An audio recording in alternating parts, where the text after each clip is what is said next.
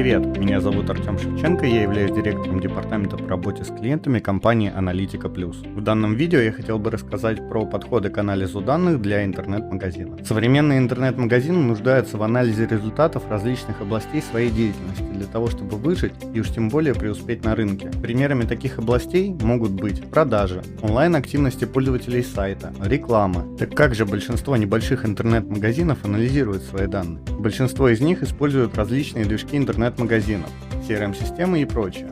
Обычно в них уже есть аналитический модуль, однако его стандартного функционала зачастую не хватает, и рано или поздно все сводится к кнопке экспорта данных и последующему анализу данных о продажах в Excel.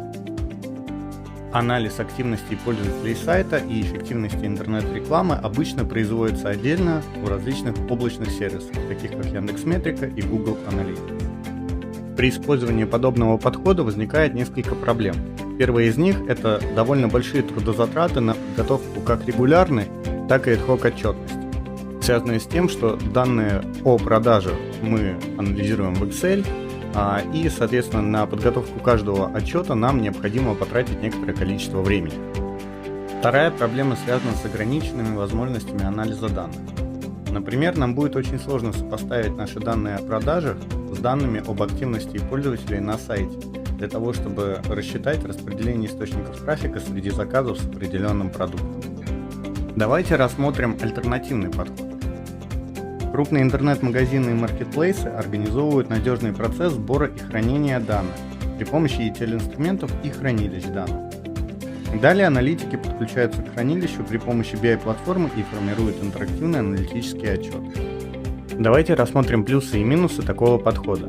Среди плюсов стоит отметить, что данные надежно и структурированно хранятся в базе данных, при этом регулярно обновляются, что позволяет автоматизировать процесс формирования регулярной отчетности.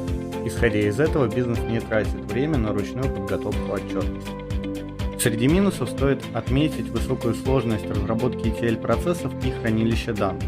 Также для этого вам понадобится целая команда IT-специалистов, ну и, конечно же, не стоит забывать про высокую стоимость внедрения ПО и самого ПО, как в случае самостоятельного внедрения, так и в случае обращения к интеграторам. Так как же, приложив минимум усилий, получить результат, схожий с тем, что имеют крупные интернет-магазины? Для этого необходимо использовать максимально простое, функциональное и дешевое ПО, обучиться которому можно самостоятельно и самостоятельно далее реализовать те отчеты, которые необходимы именно вам. Для этого, на наш взгляд, стоит использовать три инструмента, которые мы рассмотрим с вами далее. Первый из них – аналитическая платформа KNIME. Она позволяет выгружать данные из различных систем источников, далее трансформировать эти данные и загружать в хранилище данных при помощи графического интерфейса, а не при помощи написания кода. Сама аналитическая платформа KNIME достаточно неплохо сбалансирована с точки зрения удобства и функциональности, а также позволяет автоматизировать запуск получившихся потоков работ по расписанию. Следующий инструмент – аналитическая база данных Vertex.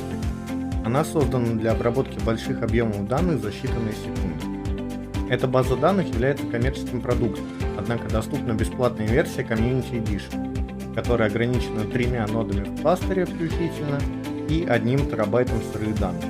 Этого достаточно даже для средних интернет-магазинов. Ну и последний инструмент – BI-платформа Tableau. С ее помощью можно создавать интерактивные отчеты посредством drag-and-drop интерфейса. Так как создатели этой платформы продвигают концепцию «сделай сам», этот инструмент максимально прост и удобен, даже для людей, которые крайне далеки от IT. Tableau является коммерческим продуктом, однако вы можете бесплатно протестировать эту программу в течение 14 дней. Давайте представим, что у нас есть небольшой интернет-магазин, созданный при помощи системы управления контентом WordPress и плагина WooCommerce. К данному сайту мы заблаговременно подключили код счетчика Яндекс.Метрики. В итоге мы можем получить два потока работ KNIME. Первый для выгрузки данных о заказах, позициях заказах и данных о продуктах при помощи WooCommerce REST API. Второй для выгрузки данных о визитах пользователей и просмотра страниц сайта пользователями при помощи Яндекс.Метрика Logs API. В результате выполнения двух потоков работ KNIME в нашей базе данных Vertex может появиться 6 таблиц. 3 относящихся к WooCommerce REST API и 3 относящихся к Яндекс.Метрике. Ну и, конечно же, наш интерактивный отчет в табло, источником данных для которого являются все наши 6 таблиц, хранящихся вертикально. Так может выглядеть интерактивный отчет в табло. В правой верхней части экрана нам доступен фильтр по отчетному периоду. Соответственно, мы можем взять за границу ползунка, перетащить ее, например, в левую сторону и увидеть, что наш отчет пересчитался исключительно за выбранный период.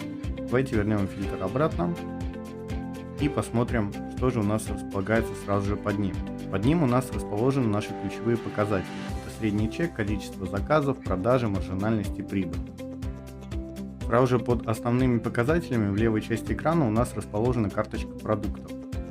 На ней основные показатели продетализированы по категориям продуктов и самим продуктам. Справа от карточки продукта у нас расположена карточка динамики основных показателей, в которой наши основные показатели продетализированы с точностью до часа. В левой нижней части экрана у нас расположена карточка клиентов, в которой у нас отображено распределение наших клиентов по прибыли и продажам. Соответственно, каждая точка у нас является нашим клиентом. И справа от данного распределения у нас дана детализация в табличном виде по всем клиентам. Соответственно, здесь мы можем сортировать наших клиентов по среднему чеку и другим ключевым показателям.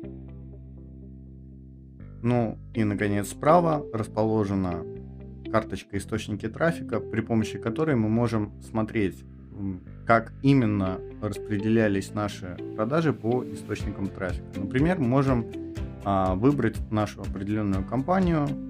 Например, это будет компания Sale10. При клике на нее весь наш отчет пересчитался и отобразил все показатели в заданных разрезах исключительно по данной компании.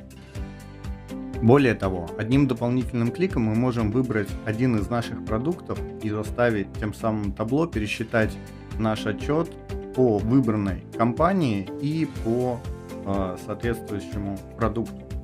Давайте выберем один из продуктов и увидим, что весь наш отчет пересчитался. Для того, чтобы отменить наши фильтры, мы просто повторно выберем те же самые значения, которые подсвечены голубым цветом. Стоит отметить, что данный отчет является лишь нашим видением решения для анализа продаж интернет-магазина. Вы же можете рассчитать дополнительные показатели, анализировать показатели необходимых именно вам средств, создать визуализации, отвечающие именно на ваши вопросы, разместить их на одном дашборде и настроить его интерактивность. В этом и заключается преимущество предлагаемого нами решения. Для того, чтобы научиться создавать подобные решения, мы рекомендуем подписаться на YouTube-канал Академии Аналитики, а также пройти обучение по практикумам, доступным на платформе онлайн-обучения Академии Аналитики. Там же вы можете воспользоваться консультацией наших экспертов в случае возникновения проблем. Ищите ссылки в описании к видео. На этом все, до новых встреч. Пока!